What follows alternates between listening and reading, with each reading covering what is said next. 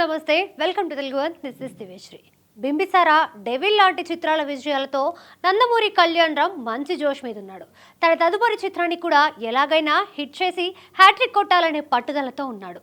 ఈ క్రమంలోనే ఒక పక్కా యాక్షన్ ఎంటర్టైనర్ని చేస్తున్నాడు. ఇప్పుడు ఆ మూవీ షూటింగ్లో ఒక ఘోర ప్రమాదం జరిగింది. నారా రోహిత్తో రాజా చెయ్యి వేస్తే చిత్రానికి దర్శకత్వం వహించిన ప్రదీప్ చిలుకూరి దర్శకత్వంలో కళ్యాణ్ రామ్ తన తదుపరి చిత్రాన్ని చేస్తున్నాడు.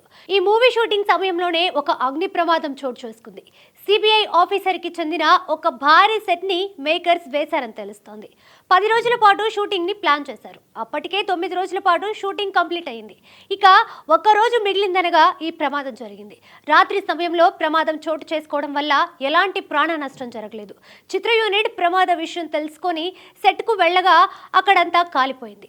ప్రొడ్యూసర్కి దాదాపు 4 కోట్ల వరకు నష్టం వాటిల్లిందని అంచనా వేస్తున్నారు. ఇక ఈ సెట్లో చిత్రీకరించే సన్నివేశాలు సినిమాలో చాలా ముఖ్యమైన సన్నివేశాలని తెలుస్తోంది. సీనియర్ నటి విజయశాంతి ఒక కీలక పాత్రలో నటిస్తోంది. మరికొంతమంది సినీ ప్రముఖులు కూడా స్క్రీన్ షేర్ చేసుకోబోతున్నారు. ఇక ప్రమాద వార్త తెలుసుకున్న నందమూరి అభిమానులు కళ్యాణ్ రామ్కి కానీ యూనిట్కి కానీ ఎలాంటి గాయాలు కాకపోవడంతో ఊపిరి పీల్చుకున్నారు. మొదటి నుంచి కూడా ఈ సినిమా విషయంలో మేకర్స్ లో ప్రొఫైల్ మెయింటైన్ చేస్తున్నారు.